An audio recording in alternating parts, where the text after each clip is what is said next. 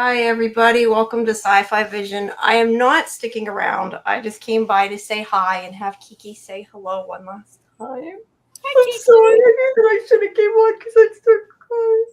Oh, you should bring your Kiki on. Yeah. Aw, Jamie. I should have came on. I'm sorry. It's okay. You go. But we All love right. you. I know. We we'll got see one more night with her, so she just wanted to say hello too. Because I enjoy that she's been sitting here with me some when we've come on. Yeah. So. All right. Bye, Kiki. No, Justin. Kiki is. That's Well, all. All right, Jamie, go hang Okay, I'm gonna go. Have fun, Okay. guys. Sorry, Bye, I probably shouldn't have came at all, but oh well. Bye-bye. Bye, Jamie. Let's get her off the stage. There she goes. That's Woo. I was gonna. That was rough. You guys, yeah. So if you guys are watching, Jamie's little dog is really old and at the end of her time with us. So she's pretty upset. So she won't be with us tonight, which I think anybody who's had a pet understands it, right?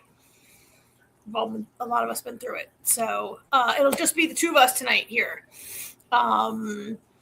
So we have a ton of shows, a ton of stuff to cover. I don't know. Do you know how much time? I can't believe I have a whole new appreciation for what Jamie goes through with these photographs. It took my whole day. It's because they got nothing to do with work. I know. Just now, when I was trying to find the countdown, and I was like, "Where the hell did it go?" That's like all these pictures Karen put up. I know. I put. Right. I actually got a warning notice that we're limited to 100 pictures. So I have 100 pictures. Sounds good. We might not need them all. Okay, so where do you guys want to start tonight? You want to start with Let's get Runaway out of the way. Okay, I'm gonna put these media assets up for me to see, and you can see the chat, right? So, Runaway. Well, let me change our background. Let me see if I can change our background. This is hard to do. Okay. It's a little better, right? Harlan Coben's Runaway. We watched episodes 5 and 6, right? Kimberly, we've got 8 shows. How have you seen none of them? No, Kimberly, you didn't watch you watch any of them? Well, you'll have to remedy that soon. Okay, AJ, can you hear me? Yeah, I can hear you. So we watched episodes 5 and 6 this week of Runaway. 2 more to go. I'm just gonna move my head over a little so I'm behind this title card here. How did you and I exchanged some text messages today very briefly about this. How did you like these 2 episodes? How irritated are you that Minnie Driver is still in a coma? Honestly, I don't care. It's like she's not even in the show. I'll be honest with you. I don't not like Minnie Driver, but she's not. It's not like I see something go, "Ooh, Minnie Driver," you know. So her being in a coma isn't really one way or the other for me. And it's just, I think you have to look at it like this. If Ingrid is in a coma through the whole book, then that's on them for casting Minnie Driver to be in a coma. Yeah. You know what I mean? I think she went into a coma in episode 2, and now we've watched 3, 4. She's been in a coma for 4 episodes, and there's only 8 of them. So yeah, I don't know why you cast if there are people who are watching this for Minnie Driver. I don't apologize. I didn't write it, but I feel sorry for people. All right. So the episodes themselves. I've been okay. It's a Harlan Coben. I've been okay with most of it. I'm sitting here playing along, trying to figure out the twists and turns. I won't really get into it until we get to episode 6, but episode 6 pissed me off because it completely changed. Elena's character got dumb, which has not been her character. She's smart. And even with the even though she got caught on the doggy cam, which was kind of a bonehead move, that was an emotional case. That wasn't it wasn't a case, was a personal, emotional thing. So I can excuse her making a bonehead move. Yeah. But her going out like, okay. So anyway. Yeah. So what do we learn in this episode? The killers are hired by the Shining Truth to take out all the brothers. I know.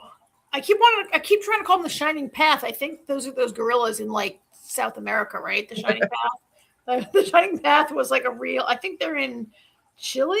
The Shining Path, right? I have no idea. Really quick, the Shining Path is a it's Peruvian like far left guerrilla movement. Anyway, the Shining Truth. Yes, we learned a lot of. I don't really have any Shining Truth pictures. Netflix doesn't make a lot of photos available of these shows, but we did have we had flashbacks of the Shining Truth. I mean, we had a flashback to like 3 weeks ago. Is that really a flashback? But a flashback. I guess it's a flashback. So it was Dee Dee being assigned by the cult to go murder all these people, right? We still don't really know why. Yeah, we don't know why yet, but so this cult confuses me because I was thinking today, I had to go for a walk today, and I was thinking on my way, like, why Dee Dee? Like, was Dee Dee already a professional killer before she joined the cult? Or is this her first killing assignment for the cult? Why her? They just trust this random dude who's not in the cult. She's like, oh, I got a friend. Don't worry. Like, this whole, like, I don't know why I was thinking about this, because they're so dumb. Like, I don't even know. This is not an important plot point. From the information we've been giving, I think Ash was already a hired gun, and Dee Dee knew that. So she's like, I know somebody that can take care of this whole problem for us. Yeah. That's how I've pretty much taken it. Yeah, I guess so. I mean, I kind of wasn't sure if Dee Dee was like a low-level cult person or a high-level cult person to be entrusted with, like, I mean, did you notice how in episode 6, when Dee Dee and Ash go to the Shining Truth compound, and there's all these like big muscle men, like security goons around, right? Like, wonder why none of them can be the hired killer. Like, why don't you send those guys out to kill your enemies? I don't know. It just seems a little. I don't know, because maybe because Ash isn't part of it, so he wouldn't be. He gets caught. He doesn't know anything, type of thing. I mean, those other guys, like you said, they're goons. You know, just because they're big goons doesn't mean that they are good at killing people. Or willing to kill people, maybe, right? They're just it's like some people will just beat you up, but they won't kill you. Maybe they don't want anybody from the Shining Truth actually getting their hands dirty, Because Maybe. Dee Dee hasn't actually done anything yet. She's complicit, absolutely. Yeah. But she hasn't pulled the trigger on any of them, No, she hasn't. Yeah. So I guess if they have to make someone a scapegoat in the end, like, she could throw Ash under the bus or kill him when it's over. I don't know. Sorry, I just wanted to answer Fletch real quick. Yes, I have seen His and Hers. I liked it mostly. I've not heard of it. I've never heard of it. You haven't heard of His and Hers? Oh, it's got Tessa Thompson and John Bernthal. Oh, yeah, you might have mentioned it at one point. You might have mentioned. And yet, yes, Fletch, we're gonna do Dunk and Egg at some point. Yes, we got that. Maybe next. We just wanted to get this thing out of the way. We wanted to get this crap out of the way so we're both getting sick of this show, I think, right? Well, my distaste came from the ending of the end of this episode. Yeah. So let's see what else I got in my notes here we can talk about. Because I want to get stuck on the Shining idiots. They're so weird, the Shining. And I'm not really sure what this cult is about. They seem to worship this one guy at the head of it, and his 2 sons are his henchmen, right? They're the 3 guys in charge. But we don't really know, like, what they believe in or what they. I'm sure that'll come to light, no pun intended, in the next 2 episodes. I'm sure. Yeah. come to They're just light. sending breadcrumbs right now. We'll shine light on it, yeah. So Sam's a bitch. That's one of my notes. Sam's a bitch. I don't have a picture of Sam. He's such. I mean, oh my god, he's such a little bitch. Like, I can't. He's probably like my least favorite character. He's just like he's bad window dressing or something. Like he's there to further the plot and be a total idiot teenager. I guess. I mean, he had a moment in episode 5 where Simon like chooses not to tell the children that their mother like had emergency surgery and is near death, right? And Sam has it out with Simon and says like, you know, stop trying to control everything. If mom dies and I don't get a chance to say goodbye to her because of you, I'll never forgive you. Which, you know, I was with Sam on that. See, I wasn't with Sam on that because he keeps blaming his father for Ingrid being there, and it was her fucking idea to go there.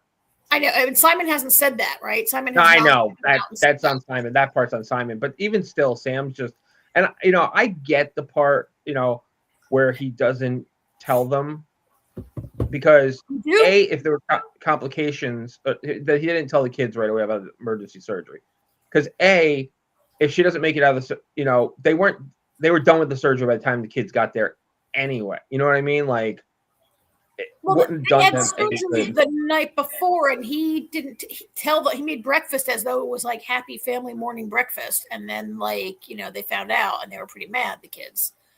I don't know. I was kind of with them that, you know, they're not little kids. They're, you know, high school and college age kids who can handle a little information. I mean, in general, yes, they are. In general, they are. My problem is Sam's such a bitch. He is. I wouldn't tell him anything anyway.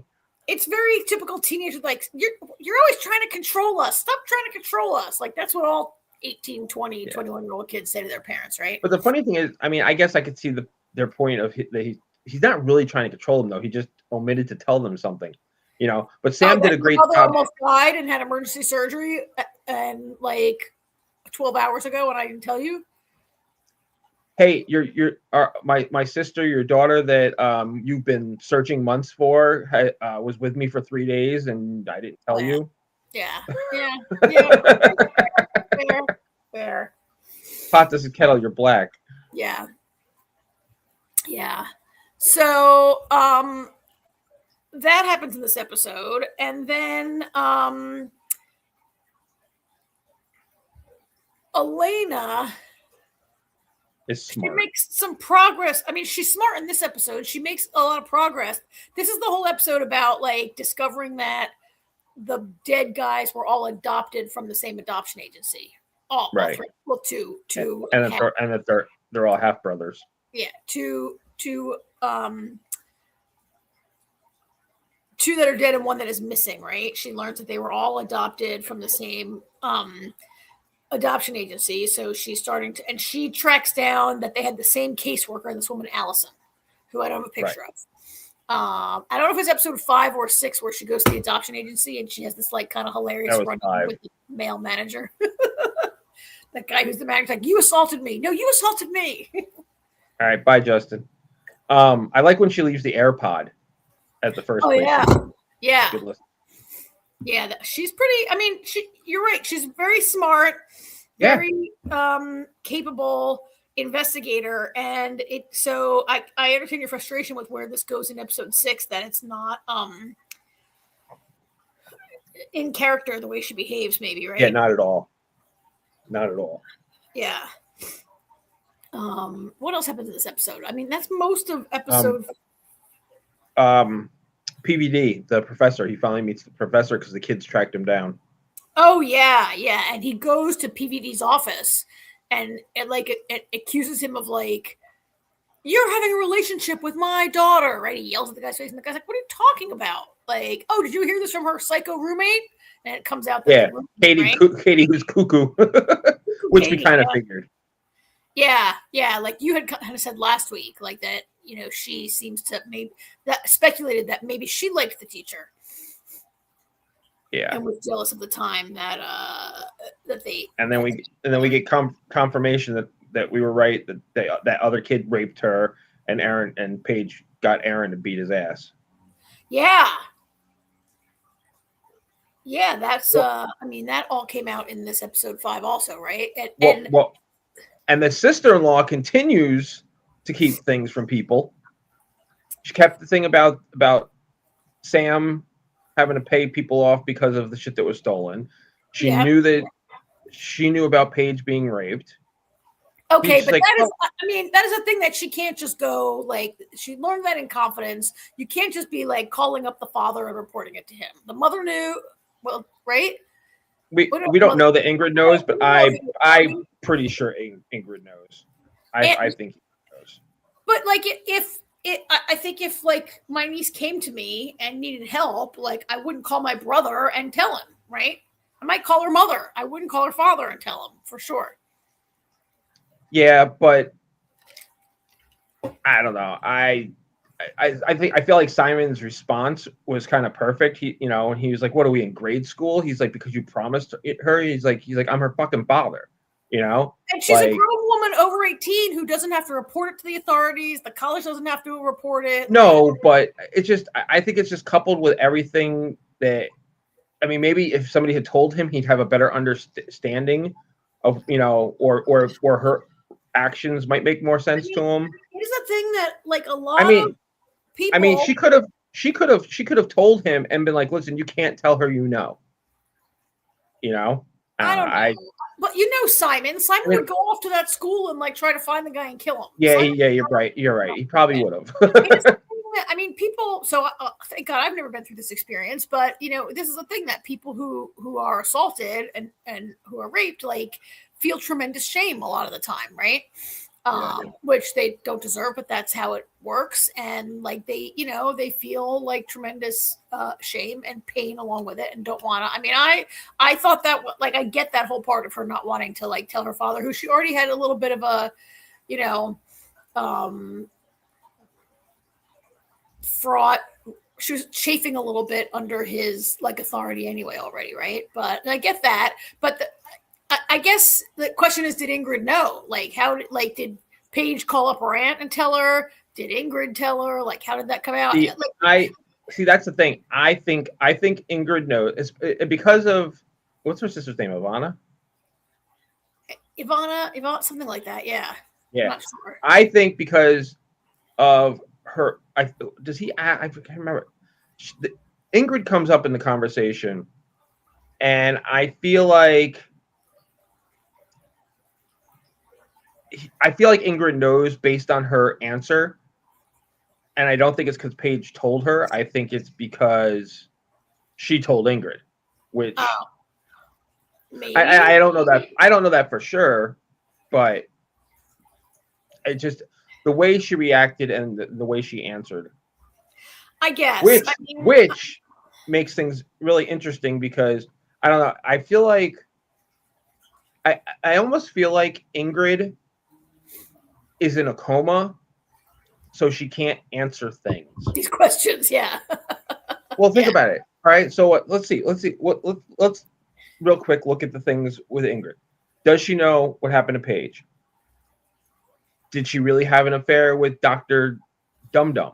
Yeah. I don't think she did. I think that's all bullshit. Oh, is this the episode in which Simon collects the whole family toothbrushes and like tries to? Yeah. He's gonna get a secret. Well, that might be episode 6, but all right. But yeah,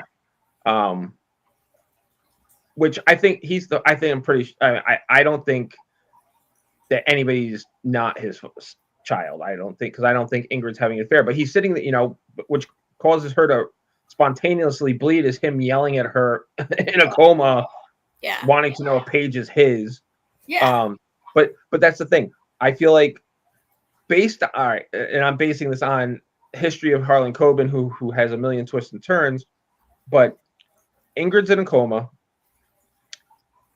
We can't ask her about Paige. We can't ask her about infidelity.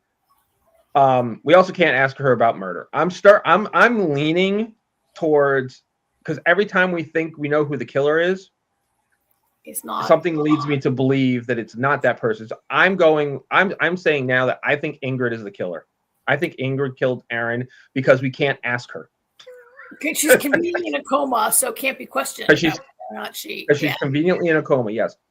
Yeah.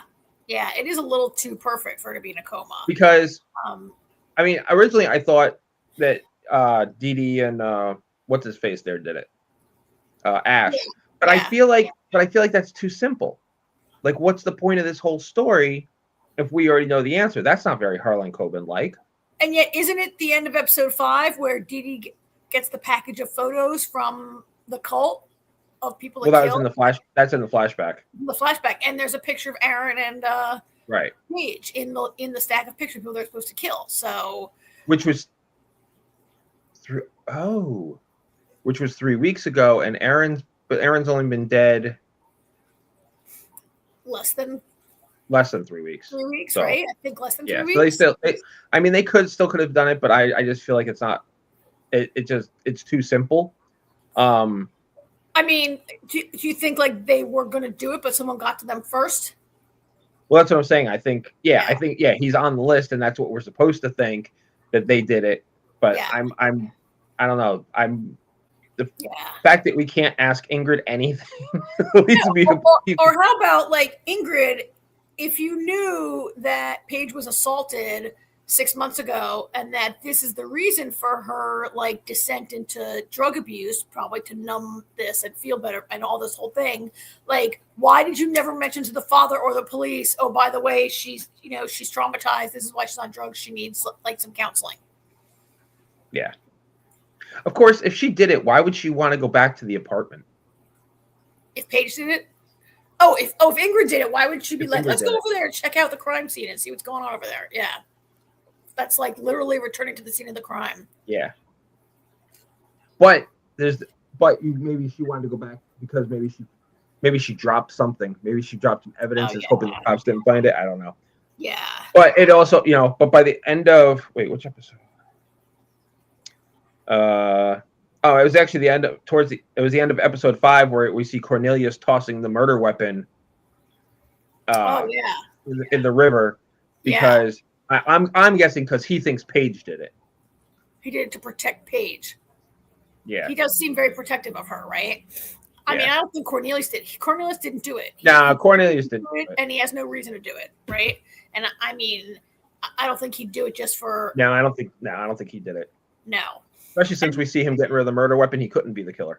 Yeah, and we did have it's in this episode that is his name Isaac and Ruby come to like they are looking into Cornelius and Isaac comes to talk to Cornelius, and it turns out they were next door neighbors when he was a little kid, and Isaac is really coming around to not consider Cornelius a suspect, and Ruby's like on his she's like, you can't do that. Like Isaac is kind of he's kind of a dick to everyone, and then like this one guy who's totally neck deep in this, he's like, oh, Cornelius couldn't do it, he was a good guy. He's all on, Simon's the killer, Simon did it, we're gonna grill this guy, hey, I'm gonna tell him that his wife's cheating on him, see what kind of reaction I get from him. Cornelius couldn't have, we shouldn't leave Cornelius alone, he's a great guy, he shouldn't be in prison for anything, even though he shot Luther. He's totally two-faced. And Ruby's like, what are you talking about? And by the way, if you get busted, this is over. I'm not your partner anymore. I'm not sleeping with you anymore. Yeah. It's all over. Yeah, I was very happy with Ruby in that scene. Yeah, she's not having any of it. No. And then sorry, go ahead. Go ahead. No, go ahead. I think we're going to the same place now. I was just going to say, and then the only other really pertinent thing in the episode is stupid Elena. I was going to say these two is also pertinent. Isn't this where the note is passed? Is this the episode where the note they go to? Yes, I forgot about that. Yeah, the old lady gives him a note and says, "Don't kill anybody." It says, don't kill anybody and don't trust Dee Dee, right? It says, "Don't trust." Yeah, don't trust Dee Dee. Yeah. Which makes me think that maybe Ash is the last person on Dee Dee's list to kill when it's all over, to make sure that there's nobody to tell. Although he doesn't seem to know why they're killing these guys. Like like if Dee Dee, we don't know if Dee Dee even knows why they're killing them, right? But Ash definitely doesn't know anything about all this adoption, blah blah, right? That somehow, for some reason, these guys are being killed because of their adoptions.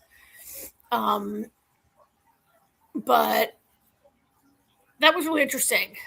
Don't trust Dee Dee, and then Elena at the end of episode 5, and then into episode 6. It's really, Elena just like, so she gets a message that Stephanie wants to meet with her about Allison because she's trying to find Allison. Right. And Stephanie is Allison's girlfriend, and you know, I mean, I'm sure, I don't know if you knew, I'm sure you did, but I knew she wasn't meeting Stephanie. I had a feeling it was Dee Dee. Yeah.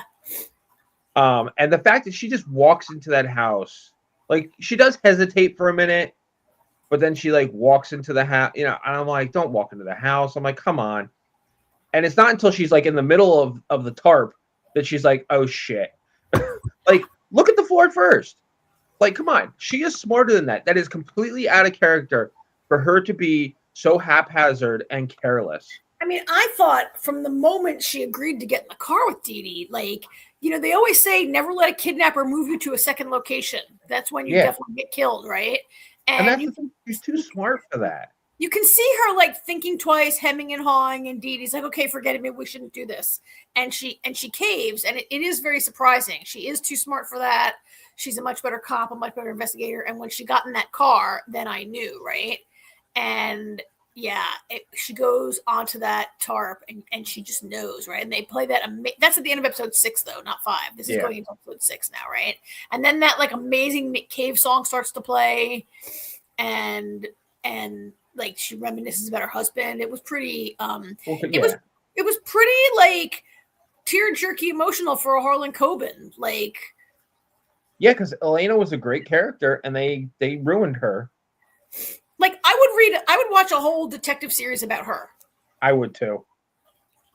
Like, I could have been okay with her character dying if it was in a smarter way. Maybe a shootout or something. You know, maybe she, you know, while talking to what's her face there, Dee Dee, through, you know, on the car ride, maybe talking to her and catching on, and then like, you know, doing, you know, trying to take, you know, grab the steering wheel or something. They get into a car accident and she died, you know, and the Dee, you know, something like that. Yeah. But to just walk into this situation where she's just too smart to fall for it, totally out of character. It was completely. Actually, there's not even. It doesn't even advance the story. No, and particularly at least not yet. Particularly after it's the end of the episode, so I guess I don't know if it does advance the story or not, but particularly after it was mostly episode 5 that like unraveled the whole mystery of her husband's like secret daughter, and it turns out he didn't have an affair, that he was a sperm donor for a friend of his who wasn't able to have kids, and you know, he had reasons why he didn't tell Elena about it, and she's like so mad. Yeah, because she can't have kids herself, so if you don't want to compound it. And she's still so mad. I mean, look, I think it's a huge betrayal. I think that you should tell your wife if you're going to father a child with your best friend, just to be nice. But like, and she was still so mad at Lou, and now she's dead. And I kind of feel like, what is the whole point of that part of the story? Like, couldn't they just had the cops like come up with these clues about the adoption? Like, to add Elaine to this great character and then to kill her is really, I mean, and it's a shame that you know she was killed, because Harlan Coben doesn't really jump too much from like returning characters, but occasionally he will have a character from one story in another story. Like, I forget which two they were, but there was 2 cops in one of the shows. They were minor. I think it was The Woods. They were minor characters, and then in another show they were like the main characters. Oh yeah. Like, he does stuff. So I would have loved to have, like, if he had written us, you know, he could have taken, you know, Elena would have been a great character that he could have run away with, kind of like, you know, with the kid in Shelter. Yeah. But yeah, I was really sorry to see her go. Really sorry to see her go, especially at the hands of Dee Dee and Ash. And then I have to wonder, like, what was the point of her, like, being in the story at all, right? Like, I Well, mean, the point, I mean, that we wouldn't know half of what we know if it wasn't for Elena. because she's so Killing much her, I don't know more- what the point of killing her is. Maybe Yeah. maybe it'll be a point to it in the next 2 episodes, but yeah, because she's so much smarter than the cops, and she figured everything out, and and the tower. So yeah, that was very disheartening. So all right. We got 2 episodes to go on this. We'll finish the show out next week. All right. Seems like everybody that's here Watch won Night of Seven Kingdoms. Okay. So Night of Seven Kingdoms. All right. That is the key. The key art is like a huge poster, but this is the fragment of it they're using on the HBO Press website. So this is where I jacked it from. So it looks a little kooky. I did not shop it this way, but look, it's really hard to get any like picture of these two because that guy is like Jack Reacher size guy, right? he's taller than that. And then there's a little 9-year-old that he's playing against. I read that. So I got to look up this actors. I don't know any of the actors' names because they are all like newcomers to me, right? And so this I just looked this guy's up. His name is Peter Claffey, and he is. I'm looking up the site right now. 6'5". He's 6 foot. So in the book, he's 6'11". Is that correct? Yes. In the books, he's 6'11". I gotta say, I feel like either I feel like they did some movie magic and made him look even taller than 6'5". I've read that the producers of the show like called like every single like European basketball league, football league. Yeah, like I read the same thing. Right, and this guy Peter Claffey was a rugby player. A big rugby player, but that they searched the world for tall actors. Yeah, when he retired from, actually I think he got hurt, which is why he retired from rugby, and then went into acting. And then got cast. They needed a tall guy. See, you always Anyway, it's hard to find a picture of like all the pictures of these two together are like hard to get down into like this little rectangle size that we have here. So that's the key art that we got right now. I know you're watching the comments while I'm watching this stuff. So this episode ran about 40 minutes, I think 45 minutes, right? Yeah. So this is a real short show. I think none of them is longer than 45 and there are only 6 episodes, right?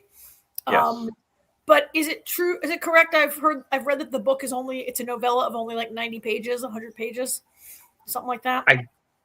I honestly don't remember how long it was. It's definitely not long. The first book is definitely the shortest of the 3. Okay. And if I remember correctly, actually, it wasn't even in print as a book originally. It was part of an anthology, something or other that he entered it in. So so it's like 80 to 100 pages. So what do you think of the episode, Karen? I think it was pretty good for being, a lot of times a pilot is a setup episode, and this is a setup episode, but it was pretty clean with the setup, partly because this guy, Sir Dunk, I think doesn't have a lot of setup in his life, right? Like we learned that he was a apprentice to this guy, Sir. He became a squire to this guy, Sir Harlan, and spent many years of his life sort of apprentice to this guy, riding around. There's hedge knights, and he's really not trained, and he's not even like. So there wasn't a ton to have to set up there, right? And I think Egg. Where's the picture of Egg? He's supposed to be a little bit of a mystery character at this point in the story. He's just some rando kid that Dunk meets on the road. So anyway, I think, yes, it was good. There didn't have to be a lot of setup. They were able to set up more like the characters and their personalities than like a lot of backstory.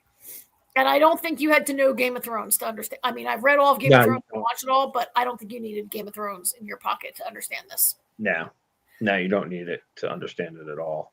I don't know if commenters agree. And I did have a little bit. They introduced a lot of characters in like the last 25 minutes of this episode, and there's a lot of people that I had to keep track of, and I'm not sure how many of them will continue to be important, or are they just people that he runs across and we don't see them again, right? So I was like, I had a lot of pictures, and I was like, I'm not putting pictures of all these people. I got Lionel Baratheon. He meets The laughing. what is it called? The Laughing King? Lionel the Laughing Baratheon. The Laughing Baratheon. He meets these two guys, the Fossaways, right? Yeah. All right. Hold on. I agree with this. That was... yeah, what was the point of that?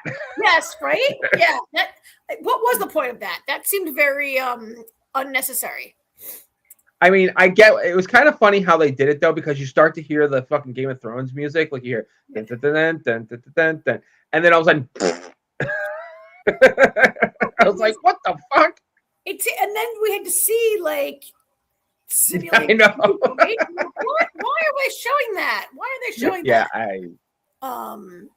Yeah, that made no sense, but so yeah, there's a lot of people that we were used to. I didn't take a picture of there's several women who are working in the camp for the tourney.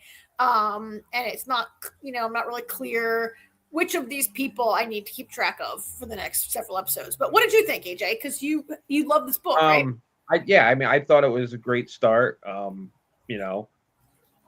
There's not a lot of depth to being 80 to 100 pages. It's not a lot of depth to it. So it hit the high notes, it hit the key points, which, is, his sire dying on the road, running into Egg on the way to the tourney, and, him needing someone to vouch for him. Those are like important parts. HBO actually released a big load of pictures for this show, and there were pictures of all these people, and there were pictures of that guy he's trying to get to vouch for him, and that guy's like, whatever, I don't know who you are, like I can't remember, like Sorry, I was reading Fletcher's comment. Go ahead. No. They were asking about not showing him wiping himself, and so Fletcher says that was off screen. He's learning from the Duffers. Maybe that's why when he gets to the tournament, that guy's like, "Oh my god, you smell so bad," and he has to go take a bath. Well, he just smells bad anyway because they, Yeah. He leaves in pine cones. Beehive says. Flex thought it almost sounded like a parody towards Game of Thrones. A little bit, maybe. I mean, it's not, but I could see how it could feel like that, right? But so that was an interesting. I was going to say that part where Dunk is trying to get this guy to vouch for him. So Dunk's father served in the army in a battle, like because he you have to support your lord of the land or whatever, right? And so I guess Dunk is trying to get this guy to be like, oh yeah, your father legitimately fought, so I vouch for you that you can be in the tournament or whatever, right? And the guy's like, no, forget it. And I'm setting this up a lot, but it was interesting the part where Dunk seems to have this idea, this idealized view of what a knight should be like, or that this guy should remember his father, right? And the guy's like, look, 800 people fought in that battle, and I don't remember half the people who died, much less a guy who just got injured, right? It broke poor Dunk's little heart, I think, a little bit there, right?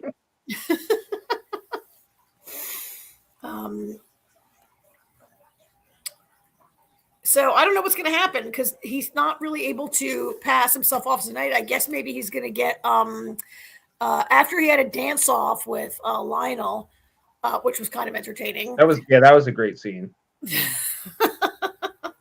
I can imagine that a dance off looks way better on TV than it sounded in the book. But I don't know, but I imagine this guy's going to vouch for him somehow to get into this tournament. Yeah, it's kind of what it seems like, since I forget who he was trying to get to vouch for him. I don't know, but that guy, like every time he goes to the tent, the hookers or the prostitutes are like, "Oh, he's sleeping." Sorry, right? Yeah. How was it? So, and we did see a dragon in this episode. Yes, we did. We did see a dragon. It wasn't a real dragon, but we saw a dragon. It was a puppet dragon, and it's going to be the only dragon we see. So, Dunk. I took it that he was very taken with that woman. Like he wasn't enthralled by the. I mean, the puppet was cool, but he was enthralled by that woman, right? Yeah. Not by the puppet. He had eyes for that girl. So I forget her name, and we'll see what happens with that next week. But yeah, I thought it was off to a good start. I don't know how the gang in the comments feels. If people liked it. No spoilers in the chat. The show felt like the Vikings parody show that's on Netflix, Norseman. That's basically making fun of the Vikings TV show. I've not watched that, but I never knew that Norseman was a parody. I've seen it on Netflix, but I never watched it. Yeah, I've never seen Vikings either. But I never really watched. I've seen pieces of Vikings, but never. I saw that one. Is it called The Last Kingdom? That was Last Kingdom. That Last Kingdom is historical fiction. Yeah, but that's about like the not the Vikings, but like the Danes, right? Like coming. So anyway, yeah, I thought it was off to a good start. It's not. This seems like a simpler show that doesn't going to require a lot of like digging into, and it's going to be short, no, not really. It's only going to be 30 to 40 minutes, so a nice little. Oh yeah, The Last Kingdom with Uhtred. That's right. Yeah. That's Fletch. What you wrote a minute ago. I'm trying to find a way to say it. It might be known in the world of Game of Thrones, and it's mentioned in Game of Thrones, but we don't know things yet because they haven't come out and said it yet. I don't know if you understand what I'm trying to say without me saying anything. I'll comment in the chat.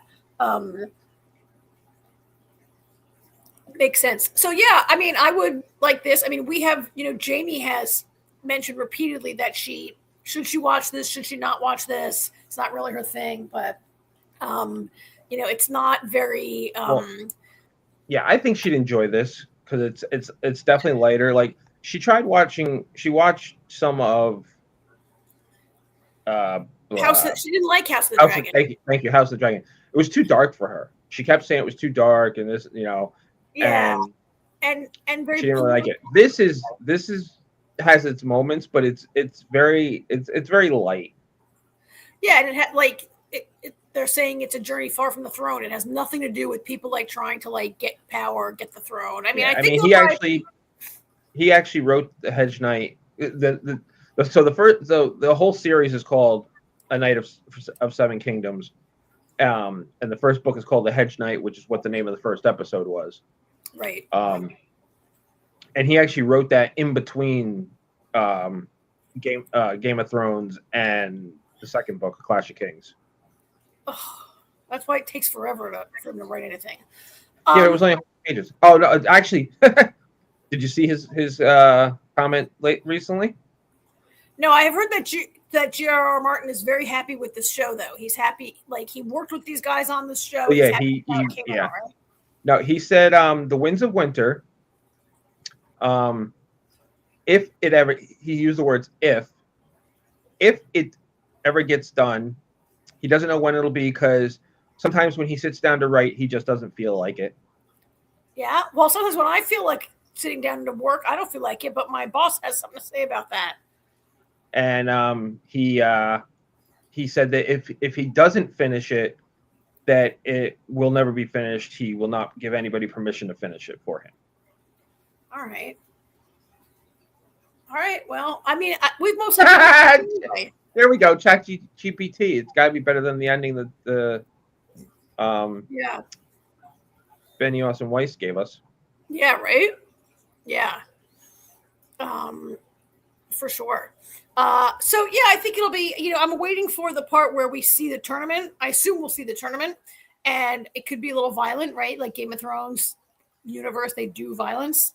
And if we saw a guy pooping already, we'll surely see somebody saying before this is over. So it's so funny actually when the episodes start. Like it's funny. I've been teasing my kids for so long that it's like a knee-jerk reaction now. So like especially with Artie, when we start, first started watching a lot of stuff together, and if there was nudity in it, I'd be like, "Oh, nudity!" Just to mess with him, because when he was younger, it used to annoy him so much. He was like, "Why do you have to be like that all the time?" I'm like, "Because it annoys you." But now it's so funny because now I find it I do it with nobody else in the room because I was doing it for so long. So I see the opening and it says there's gonna be nudity. I was like, "Oh, nudity," and then we see him shitting. I'm like, that better not be the only nudity. And I talk out loud to nobody. I'm like, that better not be the only nudity in this episode because that is wrong. Yeah. Well, let me just plug in my thing here. Well, it was good.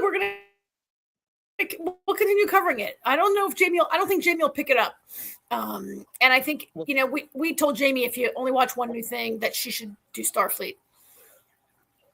So we'll see what Jamie picks up with us next week. Yeah, she can jump. Yep. So. All right.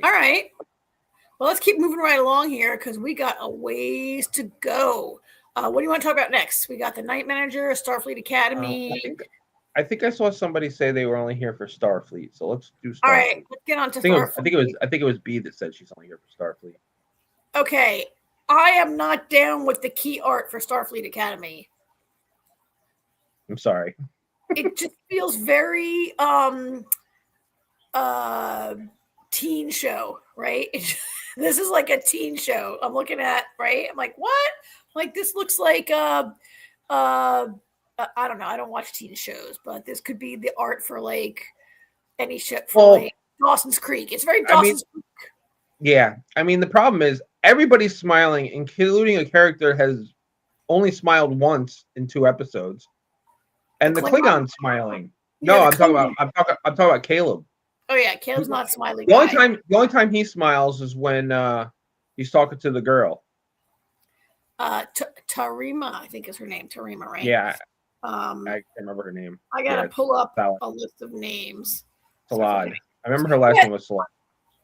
I'm sorry, Klingons. Like, when do Klingons smile? Yeah, he's the smiliest Klingon ever. Even Worf never smiled. Worf, you can always tell when Worf was happy, but I don't think I ever saw Worf smile.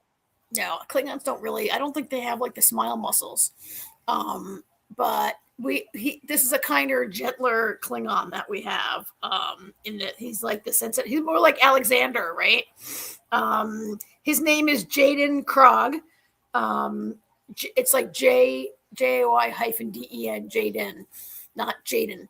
Jaden, and he is he's a little bit like Alexander, but Alexander was half human. Alexander Worf's son, right? He was a sensitive little boy, but wasn't he half human or half something? He wasn't full Klingon, right? No, he was full Klingon. He was full Klingon? The only half Klingon I remember is B'Elanna Torres. Oh, B'Elanna Torres was half human, yeah. Or maybe Alexander was raised by someone who was not a Klingon for a few years because he's a very, sensitive little boy. And he might have had some non-Klingon influence on him. But, okay, so episodes 1 and 2 came out. Despite this teen Dawson's Creek looking artwork they're giving us here, and the Hogwarts uniforms they wear to school. That's right. B's got it. What? His mom was half Klingon. His mom was half Klingon. Okay, so he was he was like a quarter. He was 3/4 Klingon. So we're covering episodes 1 and 2. I've watched both of them. I watched them like a week ago, and then I just watched them again today to catch up. So I would love to hear how you and how the chat is feeling about this show before we jump into it. Well, that first episode, I'm watching it, and I'm watching it, and I'm watching it. I was like, how long is this episode? Because it feels really long. and it Yeah. was. Yeah, I watched it on a screener, and it ran like a full hour with no commercials. Yeah, it shows a runtime of an hour and 15 minutes, Yeah. and that's and I have no commercials on Paramount. Yeah. And then even the second episode was 60 minutes. Yeah. Which is great, right? Oh, that was fine. I didn't mind it. I think honestly, like my favorite part so far is Paul Giamatti. Really? I love his character. He might be my least favorite part. I hate his character.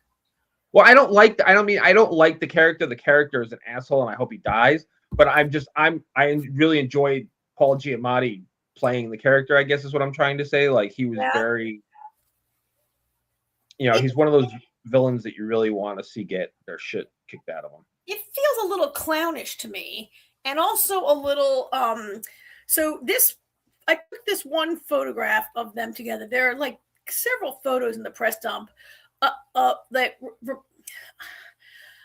I only noticed when I looked at the photos. Maybe what made me so uncomfortable was like he's always leaning into Holly Hunter's personal space in a very menacing and creepy way that makes women very uncomfortable when men like get on us like that, right?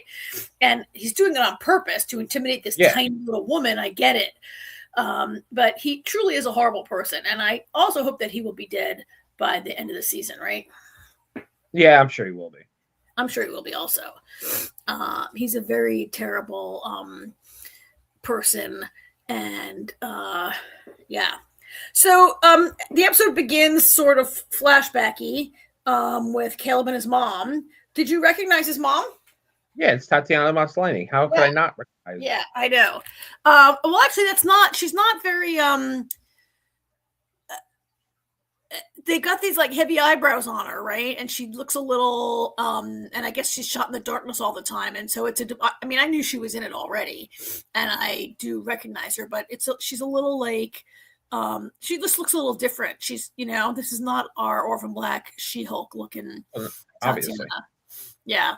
And I imagine that maybe they will find mom by the end of the season or by the end of the show, because they've cast this big star as the mom, right? That was to get people to tune in. That were just flipping to, oh look, it's Tatiana Maslany. What's this show? Let me watch. Yeah, for sure. It did feel, mentioning it's an hour and 50 minutes, I did feel that this first episode was very jam-packed with a lot of setup. And a lot of there was some explanation. I guess they're thinking there are some people who didn't watch Discovery who were jumping into this show, and you needed that little voiceover with the burn and all the stuff that happened and explaining why Starfleet Academy wasn't around for 120 years, right? Yeah. So I'm just getting some ice for my drink here. And it's really hard to reach the top shelf of the freezer after my arm being worked on today. It felt a little jam-packed, a little overstuffed maybe to me, with all this there's all this background about what this guy did.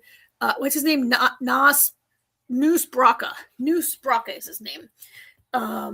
And he's a pirate essentially, right? And he got Mama put in prison. It's his fault that Mama went. I mean, is it his fault? I guess it's his fault. He's the guy that killed someone. Well, yeah, because it's like Holly Hunter's character says, she's like, you took advantage of a woman who would have done anything to feed her child, and she's like, hey, listen, your charge would have been theft, but because an officer was killed, which he clearly had planned the whole time that she didn't know about. Right. Right.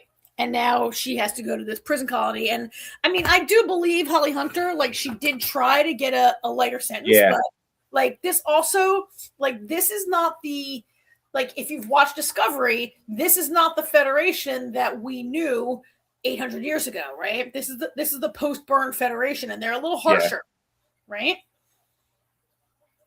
And actually, and Discovery's not even there yet at 15 years ago. When the scene starts. Oh yeah, at the time the crime was committed, Discovery has Yeah. not even arrived yet. So there, the Federation is barely getting barely by. The Federation is like barely. It's down to only like 20 planets or something, right? Yeah, it was barely hanging on. Federation is it's like the arrival of Discovery 15 years later, like restarts some of the stuff, and is part of the.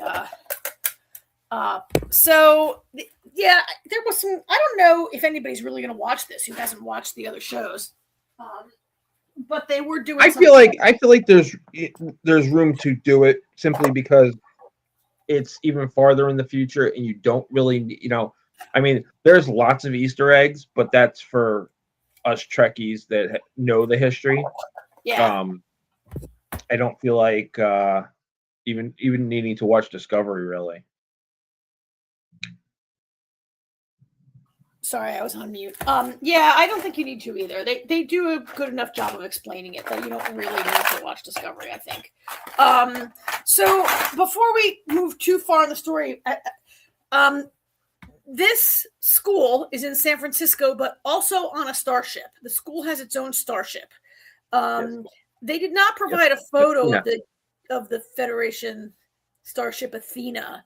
But did you get a good look, all of you guys, at what the ship looks like? Like it almost looks like a laurel leaf, like the goddess Athena would have around her.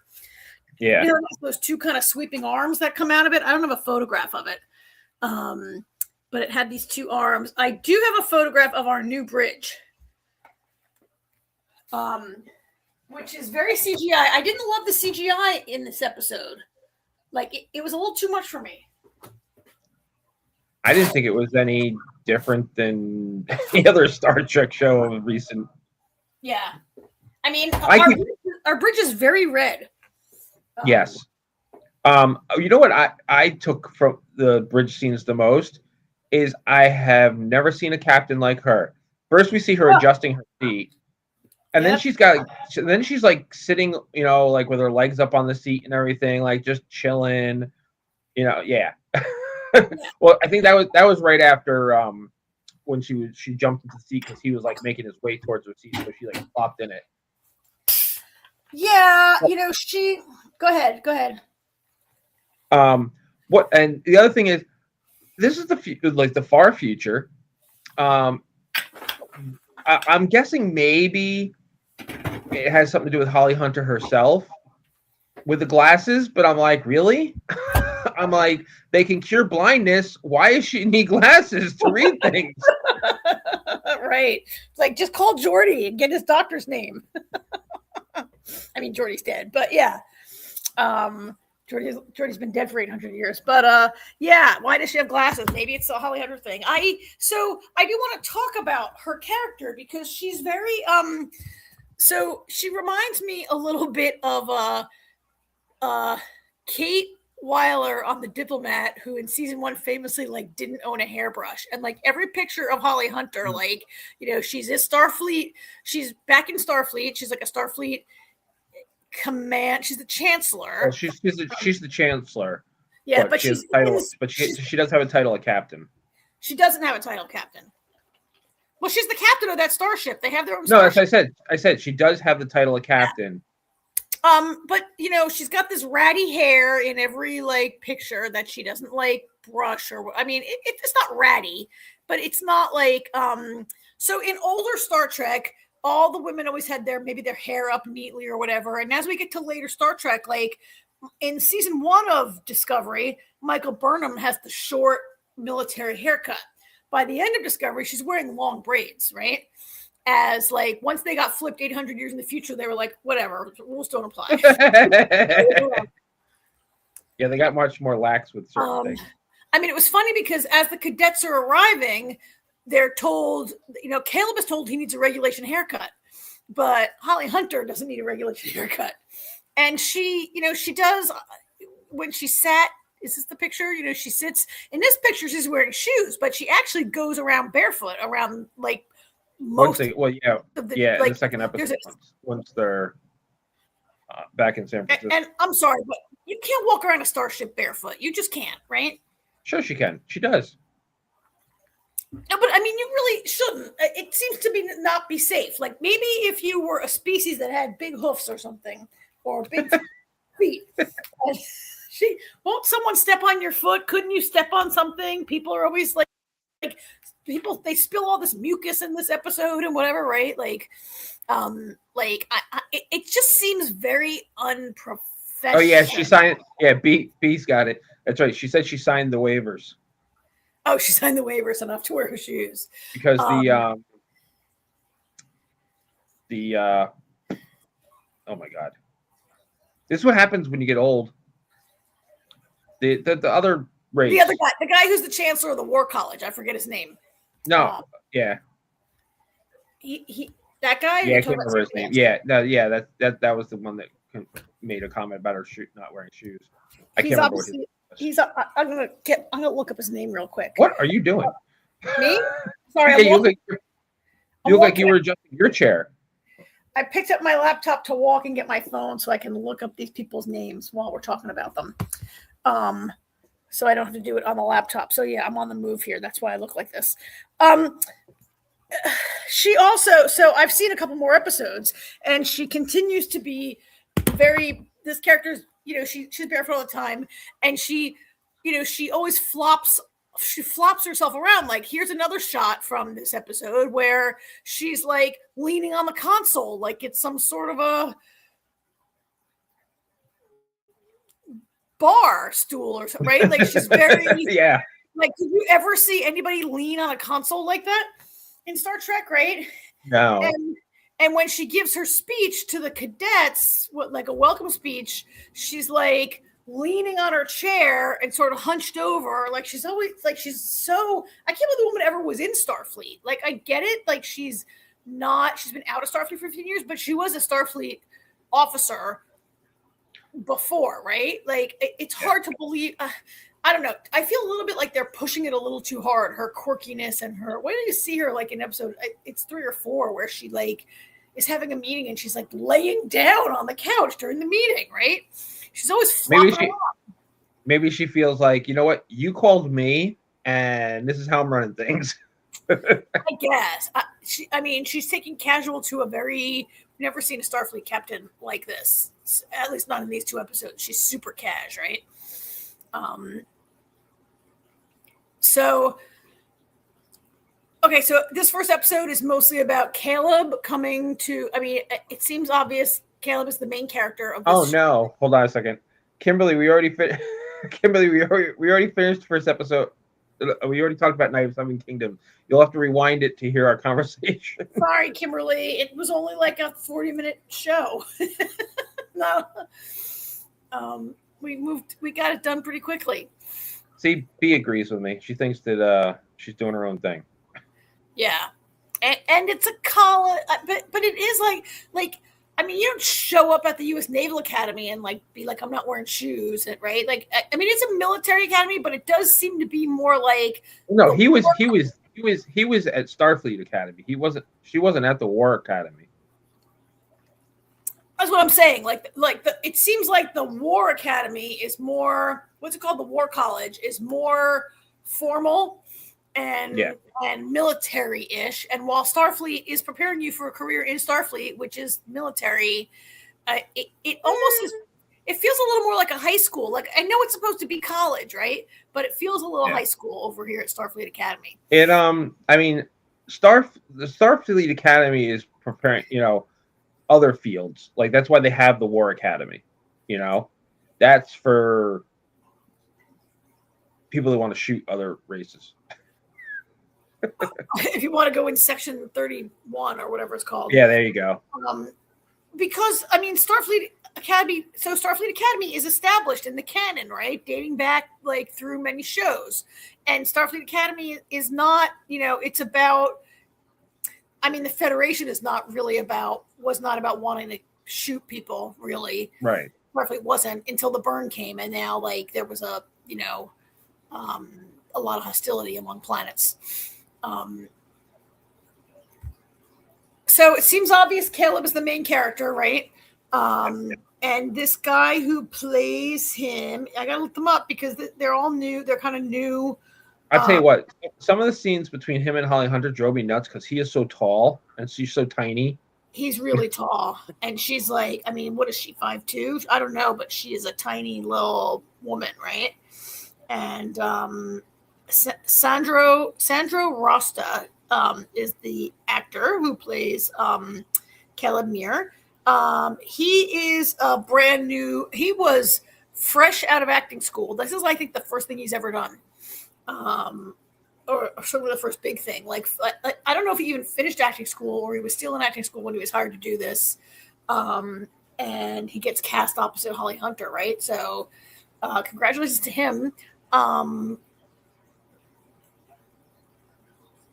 And this episode takes us, it's a very typical episode of him like meeting his new teachers and friends. So there's Holly Hunter, there's her number one, which I think we should talk about, but oh, I love her. yeah. Her name is I'm looking her name up. Her name is Laura. I can't remember her last name. Laura with a U, L-U-R-A. Her name is Laura. I forget. Laura. It's Laura Toth or something like that. Luna. No, it's Laura. Laura Thok. So she is half hybrid, half Jem'Hadar. So this has been getting like a lot of like talk among the fans, because if you watched Deep Space Nine, right? The Jem'Hadar are a clone race, and there were no female. Like famously, there were no female Jem'Hadar. They were just clones. They were all male. They were just clones, right? And so she's a Klingon Jem'Hadar hybrid. Very. I like her character. Very. She's the taskmaster, right? Cadet master. That's what she calls herself. Yeah, I mean, her introduction was great when she has Caleb do push-ups, and then tells the Klingon to drop his pack on his back, and he's like, "What?" Yeah. So we meet the boys. This is Caleb, Jaden, the Klingon roommate. No, he's not in their room, right? No. Friend, the first friend that he makes. And this the rival, there's going to be a guy that who he doesn't get along with. His name is Raimi. He goes by his last name, Raimi, right? And he's like the wealthy kind of like guy who's like kind of wealthy and spoiled, and with the demanding parents and all. So these are the three main guys, but I guess these two are gonna, they kind of hate each other on the first day, but they're gonna become like friends, right? They are. They're gonna become a little love-hate. And then the girls are mainly here's a picture of the Doctor with Sam and Genesis. Are the girls in their gang. What do you think about, how do you like Sam? I think she'll grow on me. And I know she's supposed to be over the top because, it's the character. Because she's, it's an acronym, and the S is for synthetic, right? She's a synthetic life form. She's what they call them? They call themselves, they don't call themselves holograms. They call themselves proto something. Series Acclamation Mill is what Sam stands for. Yeah, but I'm trying to remember what the race calls them, what they call themselves. Photonics. Thank you, B. Photonics. Thank you. Yeah. But she is a holographic species. And she their conversation, actually, I had my first geek out moment, because she's she's like listing all his accolades and everything. Of course, Voyager, obviously, and she's like, "And you were on the Protostar," which is from the animated Star Trek show that had 2 seasons that was called Prodigy. And she's like, and you were with Captain Gundala, and which was which also is from Prodigy, but it was exciting for me and Damon because the show ends and the kids are still kids, and so to hear that Gundala eventually became a captain in Starfleet was pretty cool. So that's like I said, like lots of Easter eggs. And there's another Easter egg that everybody's been talking about. Ensign Harry Kim. Forever Ensign Harry Kim. on the wall of like fame that shows in this episode, like behind he is an admiral. He became an admiral. Admiral Harry Kim. He never was. He always was an ensign. He never got promoted After being an ensign for like a million years. He never got promoted from ensign, and then he dies an admiral. Yeah, that was kind of fun. See, I admit I paused it and like looked at all those names that were up there. Tasha Yar was up there. You know, everybody was up there, which was kind of great. So quickly, episode 1, there weren't really a lot of photos of like the action, but episode 1, they barely have been in school for 5 minutes and a crisis occurs because Caleb uses the school, hacks the school computers, hacks the starship's computers to try to like track his mother's secret code. And it alerts Noose Braca to come and try to like he's trying to steal the warp drive, right? Is that what he's there for? He wants the warp core. He wants the warp drive, the warp core, the warp drive. And so he shows up there, and everybody has to sort of like pull together and use their skills to thwart this guy. It's a kind of a. It made me think, like, are we going to have like a crisis of the week on the show that causes, like, they have a starship. We can't just have them always be in a classroom, right? That would be too boring to have them. I mean, it might be boring. I've seen shows where kids are in college and they, it all happens around the college, but this is Star Trek. They have to fly around space, right? So. Not really, though, because, even though the ship is the Academy, they docked, you know what I mean? Like, they're not going to keep undocking every episode. No. Well, they go down to the Earth in San Francisco is where like their classes are and stuff, right? They just have like training. I guess it's kind of like being in the Naval Academy, and you have some classes in the classroom, and sometimes you go out on a ship and do some stuff, right?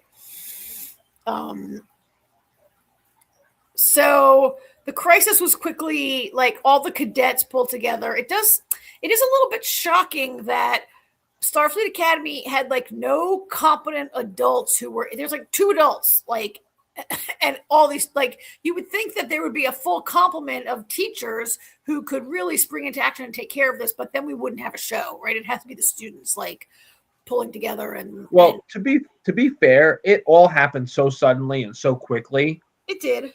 It was just kind of like everything happened on the fly. Yeah. Yeah. And it's not to say that other things weren't happening with competent adults, but we're focusing on our core. Yeah, yeah.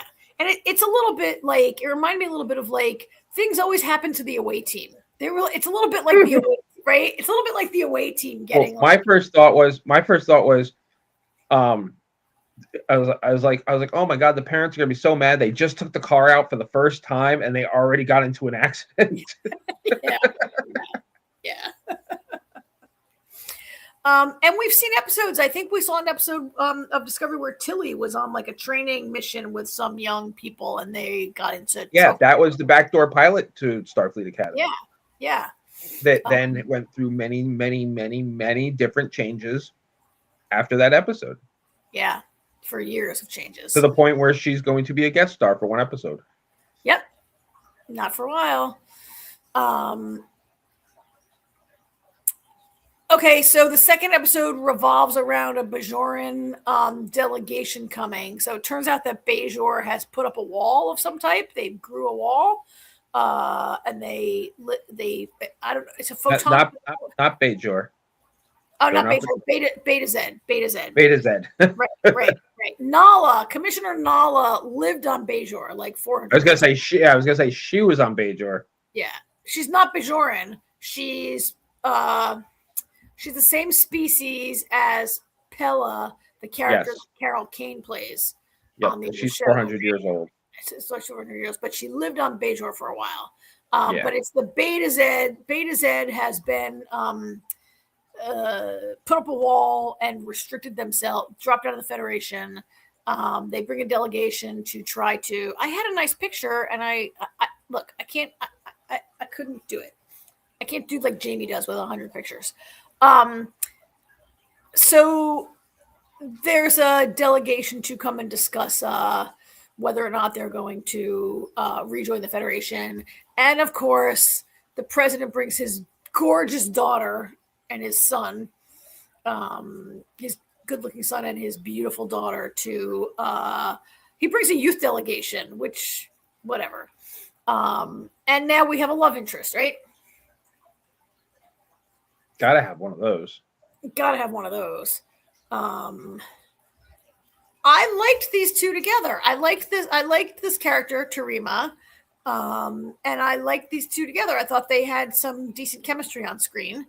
And I thought they took a little time with this episode so that it was believable to me that they like have a crush on each other, right? I mean, it was a little bit. Look, Caleb took one look at her, and like it's like he never saw a girl before. Like his jaw like fell to the floor. And to be fair, he spent a lot of time eating out of dumpsters and probably hasn't dated much. I don't know. I like these two. What did you? Yeah, no, I thought they had good chemistry. I really can't wait to see how things progress with that inhibitor of hers, because that's going to play, that's Chekhov's gun right there. Oh yeah, that little blue. She's like, I feel too much. She's like, it's to the point where it's dangerous. I can hurt people. Yeah. I'm like, oh yeah, that inhibitor is coming off at some point. Oh yeah. Which is not, I'm not sure I've heard of that, of a Betazoid being like dangerous. Oh yeah. I don't remember the specifics of it, but I remember there was on TNG, there was a conversation. There was an episode. I know there were episodes where like there would be some subspace anomaly that made Deanna's like empathy go like through the roof, and she could like read everybody's mind or something, like for an episode or whatever. That kind of now there was an episode where I'm pulling this out of a really old memory, where not to the degree I think this is going to be with the inhibitor. They never said anything about an inhibitor, but there was a Betazoid who was like it was kind of like controlling people a little bit because making their emotions overflow. Yeah. I mean, Deanna Troi, of course, was half human, so not as we maybe didn't see as powerful as her mother. But yeah, that thing is coming out at some point. She's going to have to unleash her inner whatever. It looks like it's not really. It's only alluded to. Like maybe there has been some kind of bad results in the past of her feeling so much. Bad consequences for people. It seems like, they put an inhibitor in her, obviously, it's because something bad could happen, right? If she feels too much. But yeah, I like these two. And so, and I thought Caleb was getting a little bit of a bad rap. Like, okay, obviously, Tarima's father is going to be very strict with his little girl roaming around this college. But he's very judgmental against Caleb, and he very assumes immediately that everything's his fault, and look, your daughter's also right there. It takes two to tango, mister, and they didn't even do anything. They were hanging out in the totally unrealistic college aquarium that has a humpback whale in it. B has a prediction that she may not actually be dangerous. She just thinks that her father's oppressive. He's very controlling, which is possible. Oh, you know what? I just thought about Deanna's mom, if I remember correctly. She was unrestricted, and she was not. Dangerous is probably not the right word, but gave people emotional overflows. Yeah. So anyway, we'll see. We'll see what happens with that. In the end, Beta Z agrees to join back in the Federation. Everything's to go okay in the end. And so we'll see where these two go in the coming episodes, I guess. And, what'll happen with these two as a couple. One thing I liked with everything is, that first episode being really long, I think, they did a really good job of kind of starting to flesh out the characters. We got Raimi, his character is not somebody his race is not something we've seen before, so we kind of got to look at him, and what they're capable of. I mean, he can go outside without a suit. Yeah, that's crazy, right? How convenient. Yeah. And Genesis, I think, is going to be interesting because she's an admiral. Apparently, she's an admiral's daughter, and she's pretty smart. Yeah, and like very well prepared for life at Starfleet Academy, and really competitive. So, yeah, she'll be interesting to follow, and see what happens with her. And then Sam would be kind of interesting too because she's kind of all over the place. I did read a little bit of an interview that Sam, the character of Sam, was changed a little bit after they cast the role. And they like changed her a little bit to go with the way the actress did it in her audition, the way she interpreted the character. Her name is Carice Brooks. Like when they saw her do the audition, I guess I must have read an interview with Kurtzman. They like adapted the character a little bit to go with Carice Brooks' interpretation. They just love what she did with the character. That's cool. Yeah. I like when Genesis put her hand out to shake her hand and she just like stuck her hand out and almost hit her. Yeah. Yeah. She's almost like a baby. Like she's only existed for 3 weeks, right? She's only 3 weeks old. Now she said 4 months, but she's programmed to act like to feel like a 17-year-old. 17-year-old. Yeah, and the doctor, and she's like, I don't think there was something. I don't think being nervous is in my programming. And he goes, no, but it's in a 17-year-old's programming. Yeah. Did you like the part where he explained that he put an aging algorithm? Well, yeah. You knew that was going to happen. Yeah, oh, that was funny actually because the doctor is in a good chunk of Prodigy. So I said to Damon, I was like, that's, because when they mentioned the stuff in Prodigy, he's like, I don't remember this character. I'm like, it's the doctor, the holographic doctor. And he's like, he doesn't look like him. I'm like, and I showed him a picture and he's like, he was so much younger. I was like, well, because it was animated. Yeah. Yeah. It was just yeah. One thing I didn't really love about this show, particularly in the opening scenes of episode 1, where we're moving about through the Academy grounds and taking a tour and everything, there are all these little flying trash cans, all those little flying robots that we have seen in like Discovery and Strange New Worlds. There seemed to be an overabundance of them. Well, it's a bunch of teenagers. They're messy.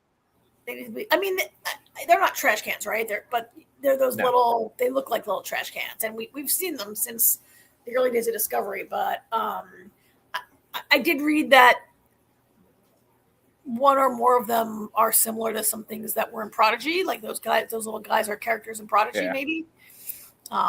So anyway, yeah, I thought it was pretty good. I was worried it was going to be too teenish. Like when I saw this, I was worried it was going to be a little too like. Yeah, I kind of had the same thing. I mean, I was even worried after seeing the trailer, but now after seeing the episodes, I feel a lot better about it. Yeah. I was a little, but yeah, after seeing it, I feel a little bit better about it. Also, I enjoyed it. I enjoyed what they're doing with it.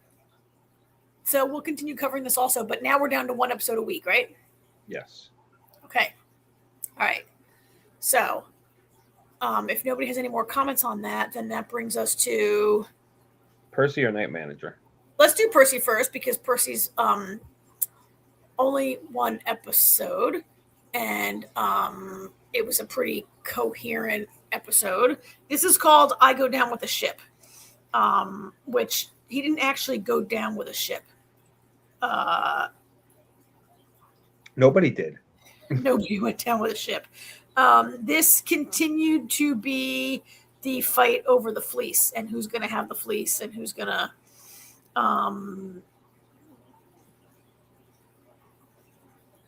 get it, what they're going to do with it, right? Like, all right, whatever. I'm distracted. I thought it was a pretty good episode. Did you enjoy this episode? Yeah, I'll be honest though. I'm anxious for the story to be over. It's taking a little too long. Yeah.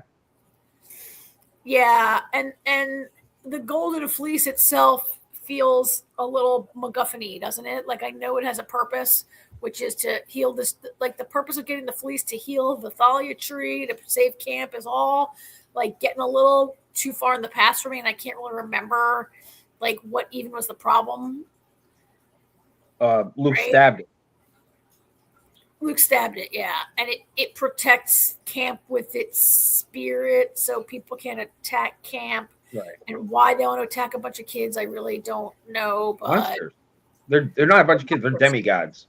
Yeah, I know. But and then Luke wanted to use the fleece to heal Annabeth, and his cohorts, particularly Big Red, whose name I don't know, they the ultimate goal is to use it to resurrect Kronos, right? Yes.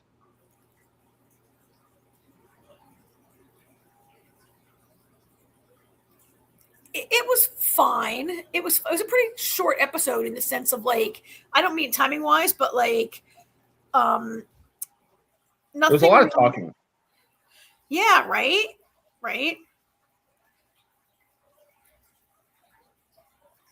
There's a lot of talking. There was some fighting. There was a lot of like sneaking around the ship. They're back on the cruise ship. There's a lot of sneaking around. There was this fight between Clarice and Red, and I think some other people were there. And then, I mean, the big outcome of this was that Annabeth, was this where the hat is lost? Annabeth drops the hat? No, Percy dropped the hat. Percy dropped the hat and loses the hat later.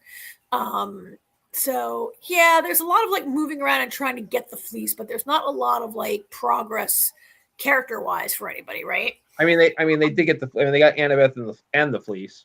Yeah. And as usual, prophecies, come to light after they've been realized. With Clarice is about flying home alone. And it sounds like it's because she doesn't have any friends, but it's because she has friends that she's able to do it.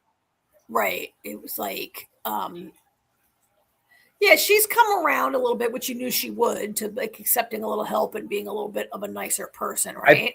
I thought it was really great the way Percy was so concerned. I gotta save Annabeth. I gotta save Annabeth. I gotta save Annabeth. And then as he's listening to Luke and Annabeth have their conversation, he realizes, shit, I've got to get the fleece. And then Clarice, who's all about, I gotta get the fleece, I gotta get the fleece, I gotta get the fleece. Here's the conversation that they're gonna go kill Annabeth, and she changed. You know what I mean? Like they swapped. Yeah. They had some like role reversal there. And then her and Annabeth kicked the shit out of Allison and company. Allison, that's Red's name. I thought the fight scene was pretty good. I mean, the fight scenes all the action is better this season than it was last season. And I'm going to say maybe that's because you have a group of very young actors who are just getting better. Maybe. And maybe the show's getting better at shooting and editing also. This fight scene was decent. It was pretty good. Yeah, it was pretty good.